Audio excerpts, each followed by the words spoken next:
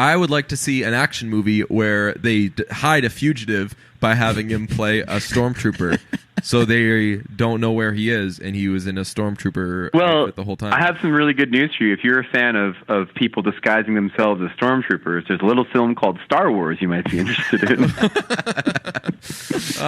Good. That was pretty good. Good Star Wars joke. You got me. Brunch. Hit it, boys.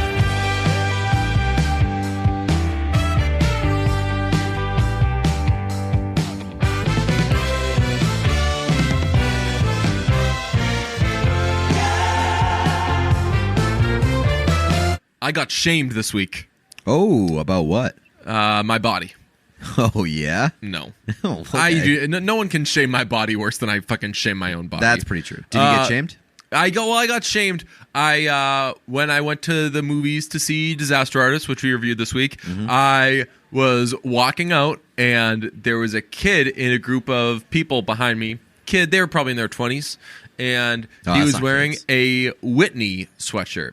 The band Whitney. Okay. And I love the band Whitney. So I said, nah, you just couldn't help yourself. Hey, nice sweatshirt, man. They're awesome. And he was like, oh, okay, fucking freak.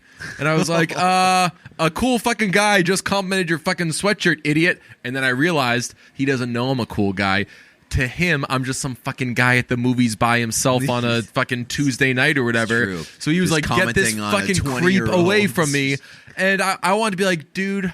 Fuck, man, like, I'll tell you stuff about Whitney that'll make your fucking toes curl. Dude, I'm such a cool fucking Whitney fan. Get out of here. Whisper sweet Whitney nothings in your ear. Also, I will never get past the review that said that the girl's boyfriend whispers just a young gun during sex. Lie, which is clearly not a lie, because the person that left the review tweeted at their girlfriend saying, basically, hey, I told them that I did this to you. No, I thought it was a girl said that her boyfriend does it. Oh, right. Yeah. That's right. Yeah. Okay. Well, it was confirmed by the boyfriend that he actually did it. That is hilarious. To our sexually active listeners, give it a spin. Try it. Just whisper, just a young gun. It's a major turn on. For us, at least. Right. We just had a conversation before we started recording this podcast that we're going to make a sex playlist for the podcast. Just what you guys fucking want from us. Yes. Things that we know a lot about. Oh, yeah. We know about playlists. But here's the twist on the sex playlist. It's going to be like 3 to 5 love-making songs. Right, like the usual suspects. Songs. Yeah. And then after those 3 to 5 songs, it's just thunder 100 times. Yes. Also, at the movies, for the first time, I think, in my life, I had burnt popcorn. Has a movie theater ever had burnt popcorn? Really? Yeah, I mean, like, it was probably like a shitty movie theater, but... was this like an AMC? This was an AMC. Oh, yeah. There's no excuse there. That's like theater. The one thing that I don't ask a lot out of my concessions at a movie theater, because there's not really a lot to ask. Have popcorn, have candy. Yeah. Make sure you stick the fucking cookie dough bites in the freezer. I hate because that happens. I told you I wrote a letter over that. Right? Did you really? Yeah, I wrote a letter because they stopped putting them for a while. They stopped putting them in the freezer, and I wrote a letter, and that's like the first fucking letter I've written ever. Like, I've never written like a thank you letter. You know who writes letters? Racist people. Yeah, right. Racist people being like, hey, I don't like what this black person's doing. Yeah, so I had to run the risk of being like a bad person who's on the wrong side of history, because they would be like, listen, Mr. Old White Guy, we don't put them in the fucking freezer anymore. And if you don't like it, I'm like, well, I don't like it. And another thing. And they're like, I bet the other thing's going to be racist. Right. There's no real, like, you're never right when you're writing a letter in 2017. Yeah, because people hopefully have considered everything by now. And if a letter still needs to be written, there is the possibility that the people receiving the letter are more racist.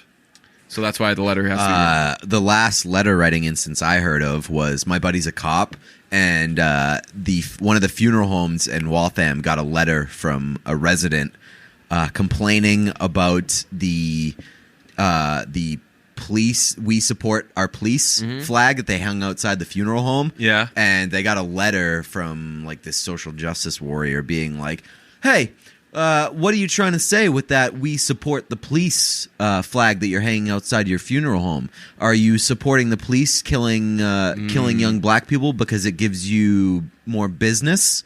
And I was like, that's a fucking stretch. Yikes, yeah. It's literally just a community business Right. supporting the community police. Holy smokes. So that was again, there's no good reason to write a letter in 2017. That's not amazing. Got to shout out Queens of Stone Age, Josh Home.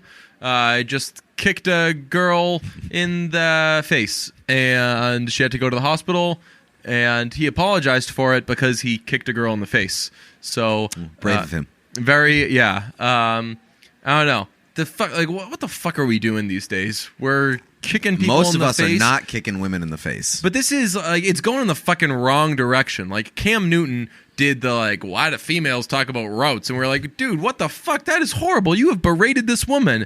We're like, don't worry. Like we're learning. Everybody, like guys are learning from their mistakes. Like 1 month later, famous man physically hurts woman. I mean, to me, the bigger issue is that I had to monitor the live poll results of a pedophile running against a normal person, presumably. Right. So, to me, that's more the issue. I probably shouldn't have to check the live updates if there is a pedophile just hanging out with teenagers at a mall and like literally getting banned from malls. Right. And he's like, you know what? I'm going to seek re-election. And I have to check the live updates on that poll. Right. Comes down to the wire. Yeah. Not ideal, to be honest. But hey, faith restored in humanity. He did. He lost by a couple points. Right.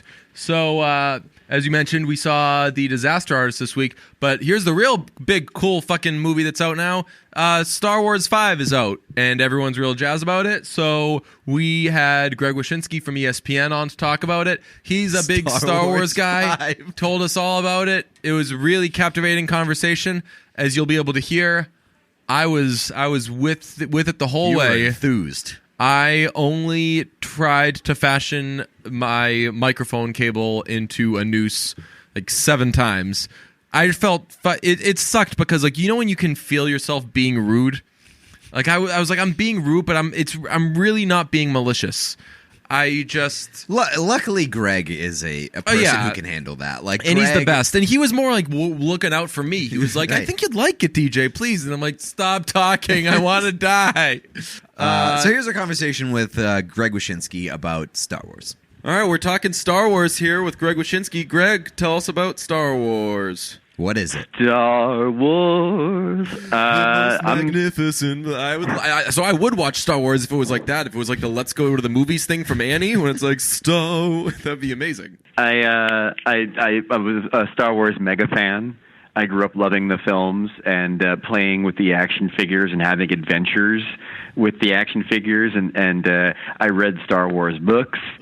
What are Star Wars books? Because I've seen people... What are Star Wars movies? I've seen people like reading Star Wars books, and are they just the same shit as movie, or is it like fan fiction stuff? It's more fan fiction stuff. I mean, what George Lucas did was he created movies that were overstuffed with characters and locations that then could become toys. And on top of becoming toys, they could also become books. So we had what was called the extended universe, which was basically an excuse for, every monster that was inside of Jabba's cantina gets its own story written by some sci-fi writer. And on top of the Luke Skywalker books and the Han Solo books to try to flesh out those characters as well. But what happened was when Star Wars was sold to Disney, they made all of those old stories legends, so they're not actually part of the canon anymore. This is all very confusing. So like. You just talked about Star Wars the way that Star Wars people talk about Star Wars. And what's weird about Star Wars people is they're not crazy. They're crazy about this stupid thing. I have no idea what in the world it could possibly be. But like you just did that whole thing and said a bunch of things about canteens I've never heard before.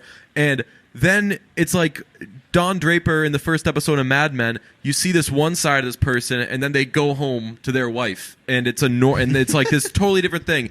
After this conversation, after you're telling me about Jabba and all these things, you're going to go back to writing about hockey, and you can go a couple days without talking about Star Wars. It's the weirdest obsession because it's so compartmentalized, but people are all the way in on it. Picture Star Wars as a carousel. No, it's it very much is like that. I mean, I think it's like that with any obsession. No, it isn't. No, it's not like that with anything. I'm obsessed with the Beatles or whatever. I can't go a couple hours without talking about the Beatles. We're going to talk about Star Wars, and you're going to say something that reminds me of the Beatles, and I'm going to tell a story about how the time they put the blanket in a kick drum for the first time. That's what a real obsession is. You get mentionitis. You talk about it all the time. I'm never talking to... Like, I've spoken to you a million times, and you've never spoken to me about Star Wars because you're like, this isn't a Star Wars conversation. But yeah, because we can smell it on you. We know that you're not one of us, and why would we waste time trying to explain... You know, Star Wars people are like when you're from Jersey and you automatically get along with somebody from Jersey because you're both from Jersey. Like Star Wars people can smell it on each other, and then you can shut up. Yeah. And then you can have entire like I once had entire conversations with my friend Mike Moyer back in Jersey that I think we went the entire day just quoting Star Wars, and that's exactly how we conversed for an entire day. It's a shame I missed it. What's the thing with do you know that every girl who's from Jersey refers to themselves as a Jersey girl at heart? Have you ever noticed that? Yeah, and it's also they have bumper stickers that say the same thing. They have bumper stickers that say Jersey girls, so they could be identified. Their cars can be identified in other states as being from Jersey because they're women driving, and there's a Jersey license plate on the car. No. It's a bumper sticker that says Jersey girl. Right, but you said that they do that to be identified from what state they're from. License plates do that. No, but this is if you live in like Indiana and you have an Indiana plate that says Hoosiers for life or whatever they say. You put the sticker on the car that says Jersey girl so you can represent Jersey while also being a licensed driver in Indiana, where you would get a citation of some sort if you didn't have updated plates. You know, why would you want to represent Jersey? Because there's a certain amount of pride. It's a prideful place to come from. I mean, it's a classic underdog story. You know what's funny? We were talking about Boston a lot last episode. Boston people are like so mean and angry towards each other, and they act like Boston is like this miserable bad place. And then if anybody says anything bad about Boston, they're like, "I'll kill you." We're a hypocritical bunch. We're very fun. I think Jersey's the same way. I mean, like, you know, it's like in Coyote Ugly, where all she wants to do is escape to the big city, and then at some point she realizes maybe the big city wasn't all it was cracked up to be. That's Jersey for you. People went too crazy with that song at the time, the Leanne Rimes "Can't Fight the Moonlight," but that song is heat, and also Leanne Rimes is very underrated heat. Just all together, good songs, smoking pretty. I know you guys talk about T Swift a lot on the show, and like I think Leanne Rimes might have been our first country songstress to really try to leverage the pop thing, but it didn't work. But it didn't work. I was going to say Shania Twain's a biggie there, Faith Hill, and nowadays you have all these like bozos. They're like 26-year-old dad bod guys who can't have any genre because they're not good at any of them. So then But the different like "Can't Stop the Moonlight's" a legit pop song. Like totally. It's not. There's no like. I think Shania Twain and Faith Hill always kind of kept one boot inside of country music. Yeah. But I think Leanne Rimes was the first one to try to give herself completely over to pop like T Swift did, but was unable to do so. That's because she didn't have Max Martin to do it with. See, they Shania Twain did it with Mutt Lange. That's going to be a hit. T Swift does it with Max Martin. No clue who Leanne Rimes is working with. That reminds me of the Beatles, actually. When Star Wars conversation that turned to pop music in about 30 seconds, which is pretty symbolic of this podcast. That's how I have a conversation about Star Wars. Yes. I immediately pivot it to something that's safe for me. Here's a question about Star Wars. Do they ever show blood? I feel like they're always wearing a lot of suits and a lot of thick suits, and they've got to be shooting each other. There are so many of those fucking gun things that they have. And they like cut each other with their with lightsabers. I don't think I've ever seen like. Is there like a pool of blood after one of those fights?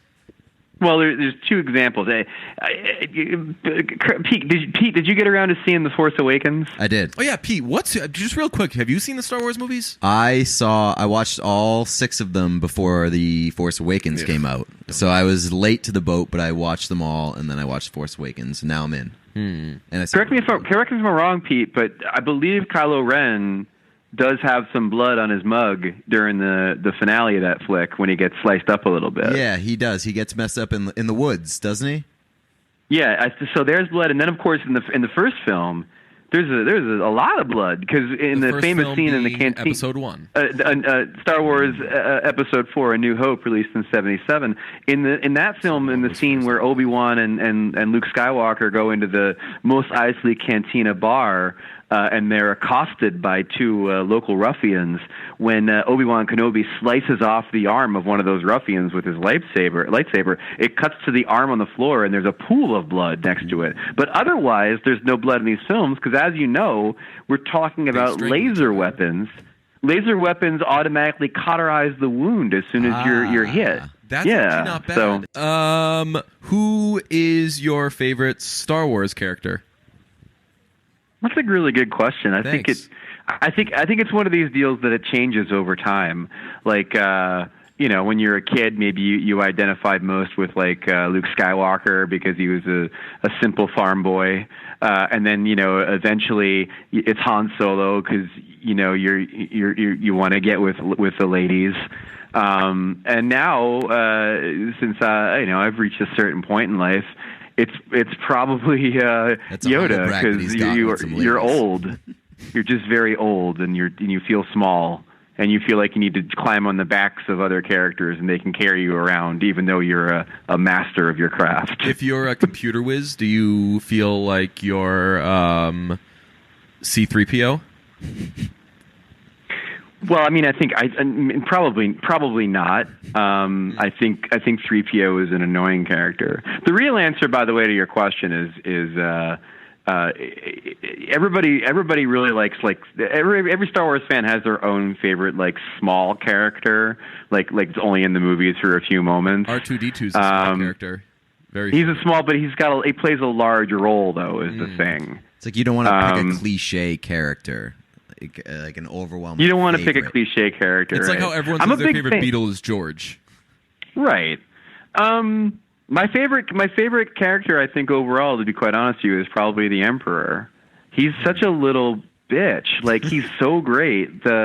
He's got all these and that's what I was saying. Like as you get older, you start appreciating these characters in a different way. And I remember when they re-released Return of the Jedi with the special edition effects in the 1990s. I was in college.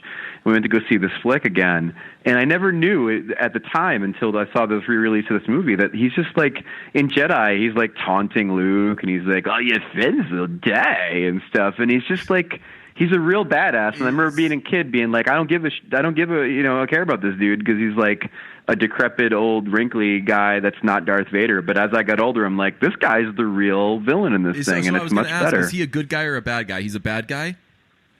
Well, it's a fun journey for the character because he starts off and you're like, is this guy a good guy? And then as the prequels go on, you start to realize, my goodness, he's the worst of the worst. He's a Sith, the enemy of the Jedi, who's actually clouding the minds of everybody in Coruscant, the Republic's capital, to eventually build a clone army, to issue Order 66 and order the clone army to kill all the Jedi, so that he could ascend to become the emperor of the First Galactic Empire and start creating planet-destroying superweapons. Boy, that sounds like can't miss stuff. Does he like you said that there was some kind of some funky stuff with him. I like villains if they do that. Does he kind of like jump around and say like, I'm gonna trick you and things like that? It's very much like that, actually. He's very sort of taunting. he shoots lightning out of his hands, and he makes fun of Yoda's height How's at his one posture? point. Does he have bad posture? Yeah. DJ's favorite He's thing. horrible posture. Yes. DJ's horrible favorite posture. thing in the world is like a flamboyant villain. I love flamboyant, like, ooh, like, you'll never catch me. And they, like, jump up on a table, and it's like, dude, I can walk up on that table, too. I love those guys. Yeah. Here's a question. He convinces Hayden Christensen to, like, push Samuel L. Jackson out of a skyscraper window at one point in Attack of the Clones. I bet he giggles. Here's a question Kinda for does. you. Have you seen it yet? Have you seen the new one yet? No, I haven't. I actually have tickets for the Cinema and Draft House in Brooklyn for Friday. I'm not seeing it opening night. I'm going to see it the day after, and I'm dutifully avoiding every review and spoiler that I can, which is getting hard. It's a really hard gig when your entire life is like online, right, as mine is as a new media hockey writer. So I'm doing the best I can. But it's been difficult. It's a very first world problem, but it's been very difficult. It's also been insanely difficult with this movie because it seems like everybody in the world has already seen it somehow. Well, it's an interesting release pattern with these movies. I don't know if you've picked up on this yet. So on one day they have the big premiere with all the actors and actresses from the movie and the robots and whatever, and they invite all of the geek journalists. So like, you know, I'm Derek whatever from IO9. Ugh. And then, like, they watch the movie, and Derek's like, listen, I can't review the movie, but it was the greatest thing since penicillin. And then, like, then the next day that they allow all the real reviewers to review it, and they can't review the movie either. So you get more sort of, like, tweets about how great the movie is, but without discussing the nuance of it and why it might not be the best thing ever. And then, you know, so you get like waves of these different reviews, all of them fairly positive and most of them very enthusiastic before the flick even comes out, before any reviews of the flick even come out. Well, there we saw War Dogs, and there was no embargo when we saw it, so we were allowed to say whatever we wanted. We were like, War Dogs was the best movie ever. And then like a week and a half later, it came out, and everyone was like, no, it wasn't. We were like, shut up, yeah, it was. And then we went back and saw it again, and we were like, yeah, it was. So...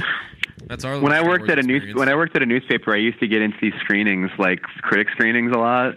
And I saw Darren Aronofsky's The Fountain at a critic screening, and I walked out, and this woman walked up to me with a clipboard, and she's like, "Hey, we're collecting some blurbs for the poster. Did you want to share anything about the movie?" I'm like, "Yeah, I hated it a lot." And she said to me, "That's probably not going to make the poster." Probably not going to make the poster. So you said you're trying to go in blind to The Last Jedi? I'm trying to, yeah. horrible I mean, movie watching strategy. I feel like this one, from what I've gathered from the few reviews I've read, like I feel like this one is one of these things where like there's a lot of sort of surprises and swerves and stuff in the movie, and you're better off going in as cold as you can.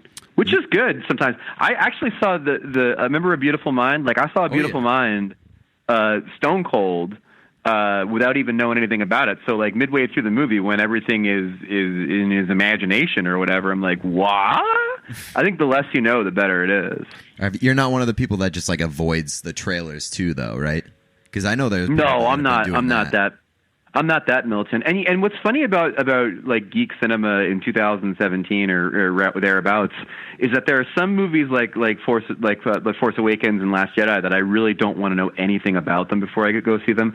And then there are others like Prometheus and Alien Covenant where I just want to know everything about them. And part of the joy is following the production process and seeing all the rumors and predictions about what the movie is going to be, and then seeing it and seeing what it ends up being. And then you're undoubtedly disappointed because the movie that you have in your head is better than the movie that's on screen. How about this? If I wore a Star Wars shirt, having only seen... I've seen the first movie, Episode 1, twice, and I haven't seen any of the other ones. And I didn't even hate that movie, but I was just like, this whole thing isn't for me. I like the part with the guy... there was like a guy at the pod racing track, I remember. I think he like ran it or something. And he would kind of sing this song to himself, and it was like klezmer. And that was a cool part of the movie. Otherwise, not for me. But if I wore a Star Wars shirt, having just seen that one movie, would you and your Star Wars fans be mad because I'd already have the comeback ready that no one who wears a Ramones shirt or a Misfits shirt listens to the Misfits or the Ramones? No, we wouldn't be mad at all because again, like this notion that Star Wars geekery is somehow a cloistered thing, like we're very myopic about our fandom, and it's a very small tent. I mean, Star Wars T-shirts are on sale at Target. Like, we don't care. And Star Wars is so mainstream now that I don't think that it is one of these things where it's like, you're not a real fan. We just assume everybody's a fan. So it's not even a thing like that. But we need to get into this. We need to like put you on the couch for a second. So what was the Phantom Menace the only Star Wars movie you saw? Twice. Yep. Why though? Because I don't know, like there was going into the Lord of the Rings movies, I was like, I know you're all very excited. I feel like I'm just not going to care much for this. And it was done, and everyone was like, great, right? And I was like, oh my god, I don't like hate the movie. I hate watching the movie. I hate spending just sitting there, and they were like, it just moves so slow and it's so long. Avatar, another one. Kill me with Avatar. That's the highest grossing movie ever. I saw a thing that you tweeted today about the highest grossing movies. If Avatar is the highest grossing movie ever, then Thriller apparently sucks too, because bad things just do well. Well, in Avatar's case, it made all that money because it was the first movie to really use the 3D experience in the theater in an inventive way. It was more like going to see Monsters something vs. at Epcot. Aliens did that though, and that was so much better. It was like 6 years later, but you make more money when you like convince people to go to 3D showings and IMAX showings and things like that. I hear you. Monsters vs. Aliens. But you understand though, like your opinion about Star Wars. It's like someone who says I'm not a hockey fan. You're like, why aren't you a hockey fan? And they're like, oh, I watched a Carolina-Arizona game on a Tuesday night, and it was super boring. Yeah. And there was nobody at the arena. So you're like, if your only entry point to this is the Phantom Menace, which, by the way, is a film that I'll defend, then I don't understand. Like, why didn't you ever sample the good movies to see if maybe you like those? It's weird because like I'm fully aware my mindset as it relates to Star Wars is totally against everything I stand for. Not as far as like I'm a geek, so I should like this geeky thing. I hate when people approach things the way that I approach Star Wars, which is like, I just don't know anything about it, so whatever, that's it, I'm done with it, blah, blah. Like, we talked recently about how I hate every time Bill Belichick is like, oh, I don't use snap face. I'm like, if you spent a second looking up what it is, then you wouldn't keep calling it by the wrong name. Like, give us a little effort. I hate when people do that. I hate one of our friends, Jim, always knocks the Foo Fighters, and I was like, oh, name 3 Foo Fighters songs. He was like, why would I? They suck. And I'm like, just get out of here with that. Just apply yourself. But I just can't do it because Star Wars is so uninteresting to me that I can't even do that like minimal research to know what I seriously today I couldn't remember George Lucas's name off the top of my head. That's like how little I can get into Star Wars. But why didn't you watch the good movies though? Because it didn't. The first one was the one that came out when I was in like I don't know 5th grade, 4th grade, something like that. See, and going to the movies was fun. There is a certain generational gap, and I think the prequels are part of it. I think people that were sort of in their formative years between say like 93 or 4 and like Attack of the Clones. I think that's a generation that Star Wars might have skipped a little bit because the first exposure to it were inferior movies that were built on better movies. And if you didn't know the better movies, A, you couldn't appreciate the inferior newer movies, and B, you probably didn't want to go back and see them because the new ones sucked. But 1993, when I was a kid, I would around our house we would listen to the River of Dreams all the time. That was Billy Joel. That was the Billy Joel album that was out when I was a kid. And you said that you were talking about a movie from 1977. The Stranger came out in 1977. I got into the new Billy Joel as a kid, and then as I grew up, I was like, yo, Billy Joel piques my interest, and I went back, and then I went to stuff in 1987. Right. That's pretty similar to what happened to with my Star Wars experience, because I think the first Star Wars that I ever saw was Episode 3, the last one, and I liked that one. I didn't have any idea what the hell was going on, really, but I liked it, and I went back and I watched all 6 of them. Yeah, like and this should be a life lesson for you to go back and have that same experience with the Star Wars films that you had with Billy Joel. Could you imagine if somebody's impression of John Larroquette was Old Man on TNT's The Librarians and not his work on Night Court? Do you know how sad that is? Yeah, that would be. Oh boy. I don't know. I think I actually need to go to therapy about like why I won't let Star Wars into my life. Which one should I watch? I was gonna say this. You should watch start at the beginning. Force Make sure I Awakens. watch episode 1 a third time. There is a preferred sequence for me. Okay. And so it goes like this. You start off with episode 4, the one from 77. And then you watch Empire. I don't want to spoil it for DJ. There is a big twist at the end of Empire. And then you go back and you somehow edit together Attack of the Clones. That's how little I know about Star Wars. It just dawned on me. I'm like, oh, is that the Luke father thing? Is Yes. that's that? Yes, that is that. You somehow edit together Phantom Menace and Attack of the Clones into one good movie. And then that acts as sort of a flashback to Anakin's childhood. And then I'm not a huge fan of it, but people really like Revenge of the Sith. So then you watch Revenge of the Sith to see how the whole thing played out and why he turned bad. And then you watch Return of the Jedi as the whiz-bang finale for that original 6 movies. And then you watch The Force Awakens and this new one. And if you have time, you watch the last 25 minutes of Rogue One. Did the kid who played Anakin, is he into drugs? I don't know if he's into drugs or if he's just like super bitter. Like I remember him being really angry about having been maligned as a child actor. But are you talking about Jake Lloyd, the little kid, or Hayden Christensen? So was episode 1 panned? I know that it had like it's aged horribly, but was when it came out were people like this sucks, or were they just like, oh, Star Wars? No, they were like, this sucks.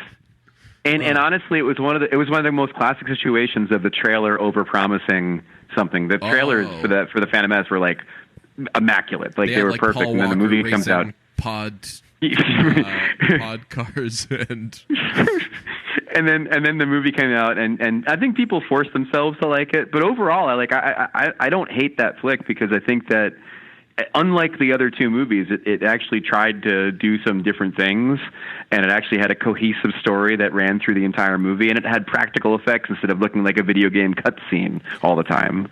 I feel like I know DJ pretty well, and I think the best course of action to get him into it is to just make him watch The Force Awakens, just because it is the newest and most polished one, and Shiny. it's just kind of like it's more. I feel like you'll be more accepting of it because it's newer and has like the new technology and has people that you recognize. Right, and also he also has no frame of reference to episode 4 to understand what they lifted. So he's not going to be walking out of the movie being angry about it being a carbon copy of another movie because he hasn't seen the other movie. Right. So actually, this sounds very enjoyable for me. I'll watch that one, and then the other one that everyone's like, oh, this new one's a copy of that other one. I'll say that the other one is a bad version of this new one, and then everyone will get really mad. Yeah. You should. I think Pete's onto something. Like I think you like. I mean, The Force Awakens is cotton candy. I mean, it's a fun movie, right? And easily enjoyable. Very much like the J.J. Abrams Star Trek movie. It's just the people running around and things chasing them, and then shooting lasers, and there's some pathos. And then like this new one is made by an actual filmmaker. Like Rian Johnson's legitimately a great filmmaker. And that's why one of the reasons why I think everybody's saying the movie is good. So as a lover of good films, you should get up to speed with the Star Wars stuff with The Force Awakens and then see the good movie. Is Felicity Jones in The Force Awakens? No. Is she in any of them? I thought that she was in Star Wars movies. She's in Rogue One. She's such a babe. So is Prison Daisy House. Ridley. Yes, Daisy Ridley is unbelievable. I've been trying to put Ridley? I guarantee you Felicity Jones is more. Is Daisy Ridley is the latest model in the Clone Army whatever template that produced both Keira Knightley and Natalie Portman also produced Daisy Ridley. Yeah, Yes. they're all the same. She is the model. She's the gorgeous woman from Murder on the Orient Express. Oh, yeah, but Felicity Jones is definitely better looking than her. Felicity Jones is. I'd say no, but it's it's close. She's quite perfect. So I was looking at the IMDb of this new one, and is Tom Hardy in it or not? In this new one? On the IMDb, it says Tom Hardy, Stormtrooper, and then in parentheses, rumored. Well, so let me guess. We're just- making another movie with Tom Hardy where you cover up his face, and then everyone can talk about like, oh, Tom Hardy, they covered up his face. Fucking Star Wars. But Star Wars does that where they stick very famous people into stormtroopers and they barely acknowledge them. In The Force Nice. Awakens, one of the stormtroopers was Daniel Craig. Like, it's sort of a tradition to do that because everybody outside of DJ is a Star Wars fan, so they find it to be kind of an honor to be in these films, even if they're covered up by a stormtrooper helmet. I would like to see an action movie where they hide a fugitive by having him play a stormtrooper, so they don't know where he is, and he was in a stormtrooper outfit the whole time. I have some really good news for you. If you're a fan of people disguising themselves as stormtroopers, there's a little film called Star Wars you might be interested in.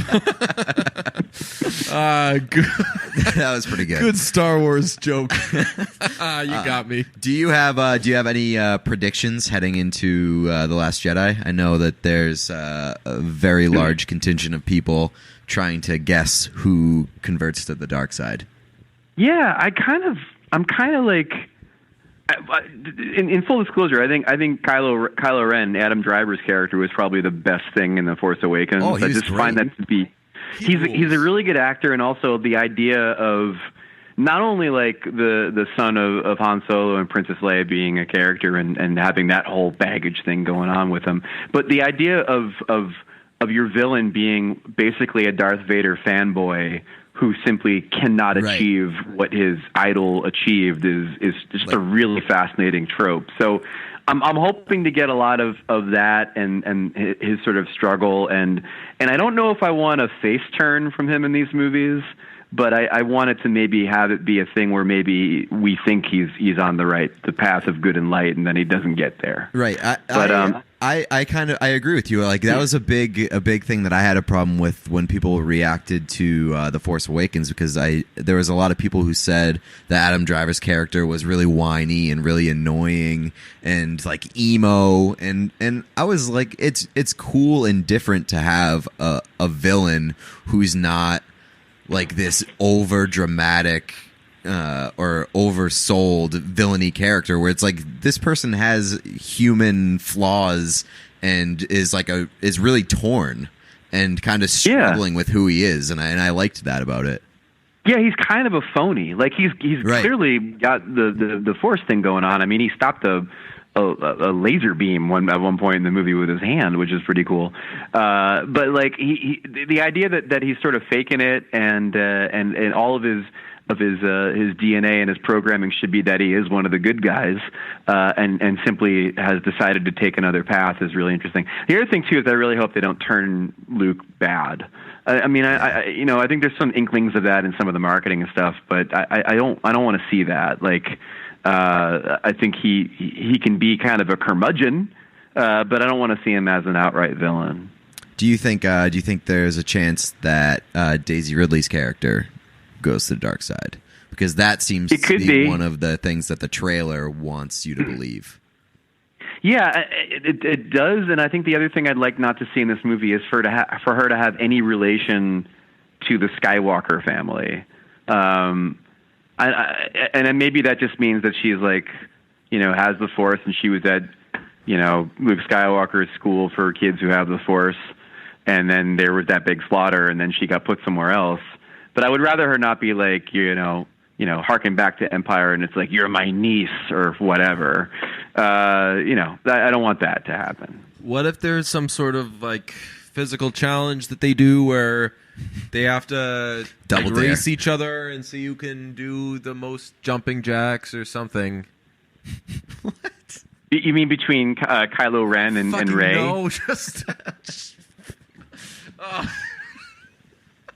DJ When is. Pete was just asking his good Star Wars question, I was like, fuck, I wish I understood a word of this. I'm such a dick. Well, let me ask you this, DJ. Let me ask you this: What happens when you're watching an old episode of The Simpsons and they make a Star Wars reference? Do you understand it? No, I really don't. You were never curious to find out why they're using it? Not in forever. I haven't watched The Simpsons in like 31 seasons, so. Yeah, neither have I. So I've only seen like 3/4 of the series. Did you ever? Yeah, go ahead. A lot of things you can tell are not like so. A lot of fight scenes in movies are nods to the They Live fight scene, and a lot of people don't understand that, right? You know, right? They don't put the glasses on, right? And like it's like this long, dragged out thing that's just like more of a physical struggle than an actual fight. And a lot of people see that scene over and over again, and they don't realize like, oh, okay, this is a nod to They Live. I see things happen in shows that I'm like, I bet this is clearly a reference to something. It's probably Star Wars. Let me ask you, Greg. Does Dave watch Star Wars? Dave Lozo? Lozo is a Star Wars fan of some sort. I think, like most things, he genuinely doesn't like it. He watches and it so he can be snarky about it. Yeah, I think so. I think unlike you, he there is that twinge of FOMO when it comes to the Star Wars movies, and maybe it's because he feels like I'm Puck Soup, like he knows we'll have to talk about it, so maybe it's just homework for him or whatever. But I also think that he likes to see it just to then be able to mock others for their passionate embrace of these films. What is that one screen grab of Vince Vaughn that he always posts? Do you know that? That was from a movie. That was from I think Vince Vaughn was in a movie that was going to try to be like his Taken, and in the movie he's wearing a horrible hairpiece. Yes. Do you know what I'm talking about, Pete? No, I don't think He use I've it ever all. seen it. You'd be like when Eli throws a pick or something, and it's that. And I'm like, yeah, well, dude, Eli always throws picks. He sucks. By the way, congrats, Giants. You got Eli back this weekend and got destroyed with him again. I always think it's weird when you don't understand the source material of something that you always see on the internet, and then you actually see it from what it's from. Mm-hmm. That happened to me this week. I finally saw the episode of Curb Your Enthusiasm where Jerry gets. Where like he does the and gets up out of his seat at the it's like not for the me. producers play in Curb Your Enthusiasm, and it was just really weird. You saw in case. Oh, by the way, boys, in case you're wondering, the movie that we were talking about before with Vince Vaughn's hair is a movie called Term Life. So you know what sucks? That movie? I guarantee you, I know myself too well. I am going to come away from this, and I'm going to watch Term Life instead of the Star Wars things. And as I'm watching it, it's like, you know when like there are two things you could do. One's a really fun thing, it'd be a great thing, and the other one's like, why the fuck would I do that? And you're doing the other thing, and you're like, man, why do I make these decisions? I'm going to be in the middle of Term Life being like, I have it on the best authority that Star Wars is a good movie. Why am I doing this? Term Life is there's a thief named Nick who plans and sells heists to the highest bidder, but he's forced to take his daughter, Haley Steinfeld, of Pitch Perfect 2 fame, who hasn't had a relationship with him her whole life. They go on the lam when one of his heist jobs goes bad, and that's the movie. Oh my God! It's directed by Peter Billingsley of A Christmas Story fame. Really? Yes, really. Him and Vince Vaughn are like best buds. Wow. Vince Vaughn, actually, you can write a story on this. Chicago Blackhawks fan. Is he really? Yes. I never heard about that. I see your picture of Vince Vaughn in a bad hairpiece, and I raise you a picture of Vince Vaughn wearing a Chicago Blackhawks jersey at a Chicago Blackhawks game. Vince Vaughn, by the way, for all of the mockery of him at Chicago Blackhawks games, and there's been much of it, will forever be a guy that I will honor because he took one of the single most awkward pictures in hockey history with Gary Bettman at the Winter Classic press box, and Vince Vaughn looking miserable, and Gary Bettman looking like he just met Vince Vaughn. Let's put it that way. Here's a great hockey question, Pete. I know the answer to this. Who is the best hockey fan? Or who's Celebrity your hockey favorite fan? Yeah. Oh, that's a great question. It's as soon as we say it, you're gonna be like, "Oh yeah, right. It's this person." Well, it best not be Cuba Gooding Jr. Of course, it's Cuba Gooding Jr. I would say it's a close tie between it's a 1A and 1B situation with Cuba Gooding Jr. and Retta. No, because Retta's cool and fun, and Cuba Gooding Jr. is out of his mind. That wins every single time. Right. So there has to be a category. There has to be a category for defunct teams because that stretch where Lil Jon was wearing Atlanta Thrashers jersey and holding a pimp goblet. Yeah. But he's now the Vegas Golden Knights #1 fan. Lil Jon? Yeah. Oh, I would think that he'd be. He did. Yeah, he should be a Jets fan, right? Yeah. No, he's for sure a Las Vegas Golden Knights fan. Wow, that's amazing. No, but Cuba Gooding. Oh, it was really that's too bad. I was really hoping for a Mark Scheifele name drop in the next hip hop album that Lil Jon puts out. Hey, the Winnipeg Jets will rue the day they passed on Dougie Hamilton to take Mark Scheifele. Pierre Maguire said that the one time he knocked any sort of prospect was when the Jets took Scheifele, and he was like, "Why did they do that?" But Dougie. Scheifele was awesome. Did you guys have to use in Boston the jaws of life to get Pierre off of Charlie McAvoy's ass? Oh God, yeah, probably. I'm trying to think of who Pierre would get most excited to see when he'd be in town. Don Del Negro, the Bruins trainer. Pierre Maguire Donnie Del Negro, by the way. Yeah, Donnie he lives to see injuries in Bruins games, so they can be like, and Chara's down, and this does not look good. You'll remember in 2014 he tore his MCL. Yeah, guys, that's Donnie Del Negro. He's running out there. He's taking a look at him now. Looks like it. They're like, yeah. So what would the Bruins be without Chara? Oh God, yeah, Donnie's looking at him. He's got. There was a national game that Pierre did with the Bruins like a month ago, and I think was Jake DeBrusk or somebody locally. No, it wasn't DeBrusk, but it was somebody locally who played for Belmont Hill for like one semester. He loves talking about Belmont Hill and Cushing. It was like one semester, and Pierre was like, a lot of people at Belmont Hill really proud of you, and then I was like. It's like, no, people at Belmont Hill keep to themselves, and they're like in finance now, and they're not thinking about other people. He was like, I forgot I went to Belmont Hill. I saw. Guys, it's a real mystery as to why more people don't watch hockey on television here in the States. I saw Donnie Del Negro after, like the night after one of their games that was televised by them, and I was like, "Hey, so you got a shout out?" And he was like. Yeah, what was I heard he was talking about me. I was like, he said your name a lot of times. Like they showed you for 4 seconds. I don't even think there was an injury. They just showed they're like Bruce Cassidy in his first season. Oh, guys, you'll see that's Donnie Del Negro right there behind him. If we can move the camera, please get the shot away from the coach, Donnie Del Negro. Donnie Del Negro. He's a great guy. I look forward to watching Term Life. Well, I think we've really succeeded here.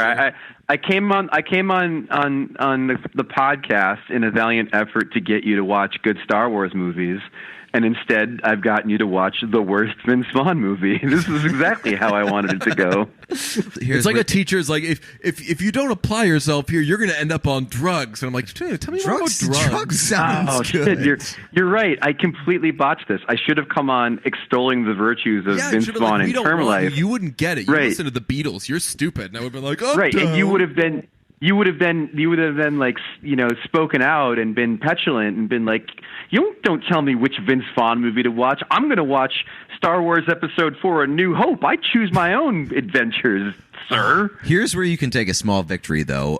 The initial plan was to have you on the show and talk and tell you that we wanted to talk to you about Star Wars, and then we were just going to talk about Harry Potter the entire time. Oh, right. We didn't, yeah.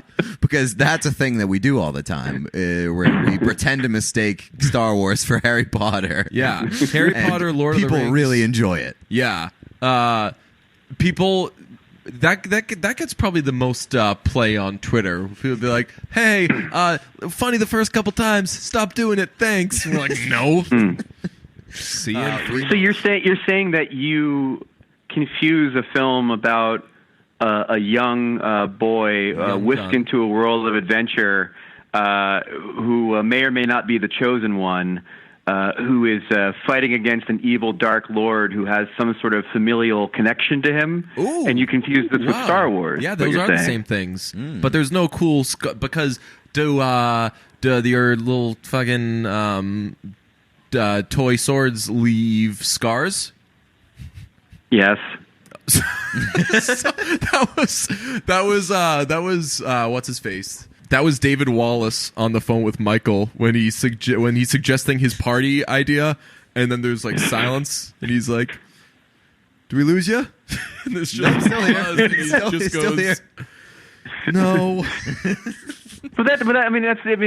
Big picture. Star Wars has influenced nearly every story that's been told in the last 40 years, but also itself is derivative of every story that was told before it. It's a classic tome. What a Jack. Well, it's based on Joseph Campbell's teaching of the hero's journey.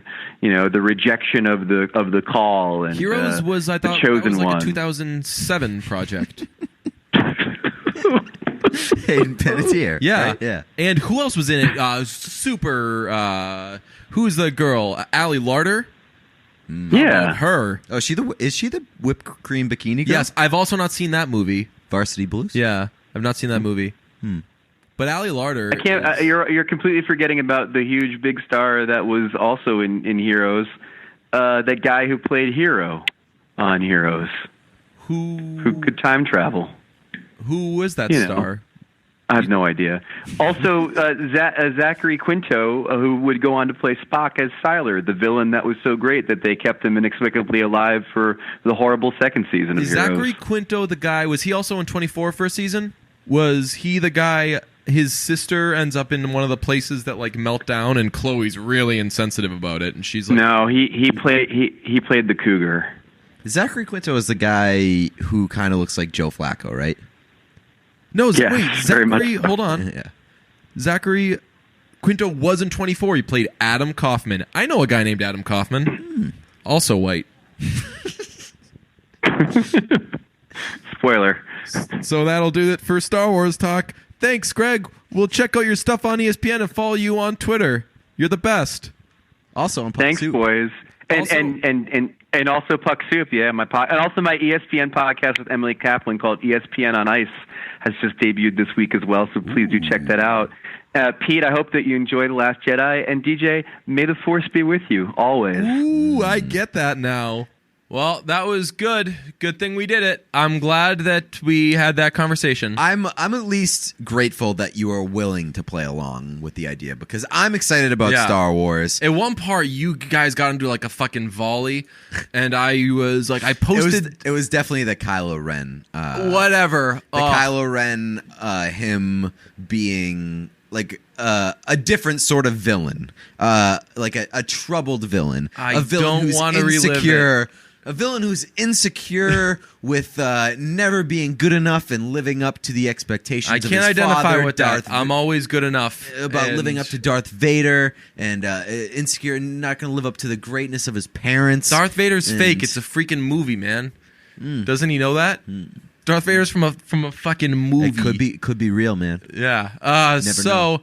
That was You haven't explored all the galaxies yourself. that was awesome. Yeah, when you guys were having that conversation, like I posted something to our Instagram story. What do you think the chances are that you see this movie? Is it non-zero or is it zero? Well, I factor in the fact that I think we're all going to die into everything. It's like, hey, what do you think? Do you think that like you'll own a house by the time blah blah? And I'm like, I think that we'll be dead by that time. And they're like, do you think that like you're gonna have a date to this wedding? Blah blah. I'm like, you're not gonna have your wedding. We're all gonna fucking die. On that note, I've become the person at CBS Sports who just like factors in like a very morbid line into every Fucking every proud of post you. that I write. It's Very like, proud of you. Today I was like, hey, the new Game of Thrones not going to come out to 2019. If we make it to Yeah. then, Well, I like, seriously- I find a way to work that into everything I write, and people have taken notice. I did not buy Bruno Mars tickets after the election. Bruno Mars tickets went on sale for this past October, and I didn't buy tickets because I was like, I'm fucking spending that money on peanut butter to fucking last us, not fucking Bruno Mars tickets for a show. It's not gonna fucking happen. But now, Now I don't know. I don't know if I have a new lease on life or something. I'm buying tickets for shit in the future. I got. Well, at this point, it's like, why not spend all your money? Because that's true. If we're gonna die, and plus then now it doesn't matter. And I bought enough peanut butter at this point that I'll be okay for a little bit. But that's gonna suck, man. Like the grid's gonna go down, everyone's gonna fucking die, and I'll be like, oh, good thing I have this food that'll last me. And then, joke's on me, everyone's gonna be fucking dead, and I'm gonna be alive. That's the worst fucking case scenario. Yeah. And then, like, people would come and they'd be like, oh, good, another survivor. I'd be like, oh, no, we must have to, what must we fucking do now? I think I'd be okay if I was, like, the lone survivor for a while. I don't need other people. Like, as long as I have definitely things, don't need other people. if I have things to consume, yeah, I'll be fine. But, like, you won't have things to consume. If the grid goes down. Yeah. Well, that's how it's happening, man. I don't know. If there's one specific way to preserve Netflix, like if there's one place in the United States that has a working connection, the Netflix generator is still up, I will find it and I will spend the rest of my days there. That's the most difficult one to hack or destroy with an EMP. If you had a choice, like apocalyptic world, and you had to choose between like so say the world ends and Netflix is as is on the day the world ends, or HBO Go is as is on the day the world ends. What are you choosing if you have to pick one of them? I am actually choosing HBO Go because, like it or not, there's gonna be fucking work to do. So if I have Netflix, I'm going to be fucking glued to it all day because it's got The Office and it's got things that I'm going to spend all day doing. Curb Your Enthusiasm really is the only thing on Netflix that takes up all my time because I never... HBO Go? Yeah. I'm sorry, on HBO Go, yeah. Because I don't binge The Wire. I'll go back and watch one episode every now and then. I'm sure at some point... Well, I binge The Wire, but it's more of like a... You run through it. Like it consumes like a couple months, because if you're watching The Wire, you're getting through it in a couple months. Curb Your Enthusiasm, I feel like you can watch whenever. Just keep going through it. It's like The Office. Like you can just keep going through it. It never gets old. Right. Yeah. It's not as like they're segmented. Like you can watch one at a time. It's very hard to watch one at a time for The Wire. Should we do songs? Yeah, let's do songs. Speaking of playlists, I started to make my Best of 2017 playlist. So I'm just going to put some songs on here that I really loved this year that I had not yet put on the playlist. Tyler, the Creator, had his Tiny Desk came out this week, and it's so fucking good. Like, must watch. Amazing. One of the best Tiny Desks ever. Watch it. Really, really good. I'm going to put Boredom off of Flower Boy. White Reaper, you a while ago put World's Best American Band. Great song. I'm putting Judy French by those guys. That's one of the fucking best songs of the year. So fucking good. And lastly, I'm going to add a song that I tweet about a lot but have never put on this playlist. I'm adding Hero Town by Wolfpack. It is terrific. Is it better than Devil Town? Yes, definitely. Devil Town's a very good song. Yeah, but nah. The Hero Town's better. My songs are going to be a surprise this week. I'm having a surprise ads because we're recording this very early on in the week. Oh man, you did that with Wyshynski too. You're like, we're recording this on Tuesday. You don't want to make the listeners feel like they're listening to something that's fucking You know what? old I and like stale. to be transparent. I like don't. to let them in on what our process is. Okay, this is being recorded on This is from December. The future. This is